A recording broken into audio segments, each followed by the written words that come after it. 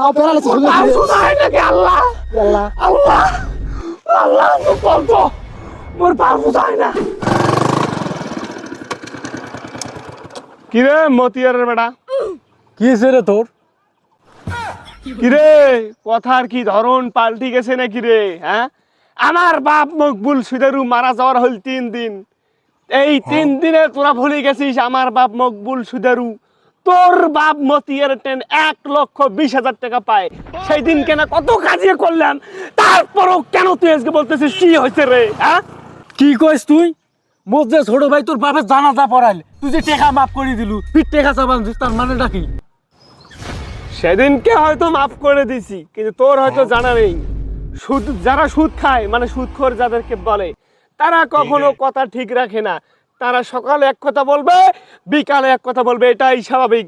আমি সেদিন বলছি মাফ করে দিছি, কারণ তোর ছোট ভাই আমার বাপের জানাজা পড়াইছে। আমার সুদেরু বাপের জানাজা কেউ না করায়, তোর ছোট ভাই করাইছে, সেই জন্য সেদিন বলছিলাম। এখন আমার বাপকে আমি মাটি দিছি, আজ 3 দিন হয়ে গেল। আজকে আমার টাকা কোনো ফেলে তোকে এখান থেকে যেতে হবে। সুদের টাকা 1টি টাকা দিতে পারবো না, আমার ছোট ভাই জানাজা পড়াইছে না, ওই টাকা ওদিও দি মাপ। ওই তুই কি ভাবিস তুই আমাকে সুদের টাকা দিবি না আর আমি চুপচাপ লেজ গুটিয়ে বাসায় গিয়ে পালাবো? ওই না রে না রে, আসলে সময় মতো তোর কাছ থেকে আমি টাকা আদায় করব। আমি যদি এক বাপের বেটা হই, আগামী 24 ঘন্টার মধ্যেই তোর বাঙ্গি টাঙ্গি ফাটে টাকা নেবো আমি। তোরা আমাকে কি মনে করিস? মকবুল সুদের বেটা মুই। সুদের ধর্ম কর্ম কিচ্ছু নাই, কয়েক ভাবে চলে একভাবে। এ ভাই বেরাও তো বাড়ি থেকে, বেরাও। কি হয়েছে রে, কি হয়েছে? আর ওই যে মকবুল সুদের বেড়া, ওই টাকা বাঁচলো না, ওই টাকা বলে ফিরে আসছিল, মুখ ধরছে, 24 ঘন্টা সময় দিছে। কিছুদিন না পর ওর বাপ মারা গেল, আমার ছোট ভাই যে বাপে জানাজা করাইল, ওই গোল টাকা ঢুকে নিবেন না, আজকে ফিতুক ধরছে।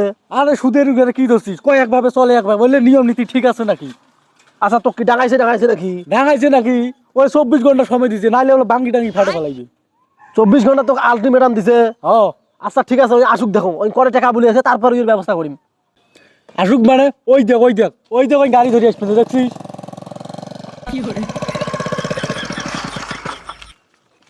এ বাবা কি হয়েছে রে? তুই বল ফিরে সুদের টাকা চাবা দিস ছোট বাচ্চেন।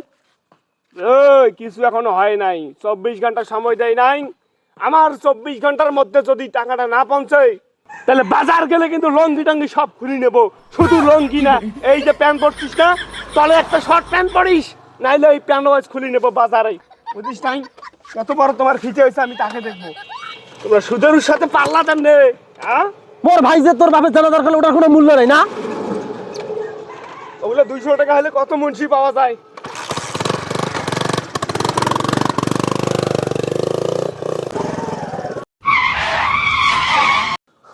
ও গাই ঘটে আছেন, বাসান গো, হাঁটুয়ে গেছে গো, ও বাসান।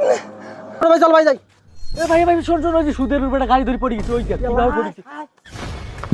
ও বাসান, ও মায়ো, চল ভাই গাড়ি তো কে রে বাবা রে, তুই আর কে? হ্যাঁ ওই হ্যাঁ মুই আরে কে তোমার সাথে খুব সবের কাম করিয়েছম তো, বুঝিস নাই? খুব সবের কাম করিয়েছম। তুই আমাকে থ্রেট দিয়ে গেলু যে 24 ঘন্টার মধ্যে তোকে টাকা দেবো, সুদের টাকা এড়ে আসি, ফির পড়ে গেছি, অ্যাক্সিডেন্ট করে ফেলাছিস। হ্যাঁ কি হয়েছে বাবার মধ্যে? হাসবে রে ভাই না রে ভাই, গাড়ি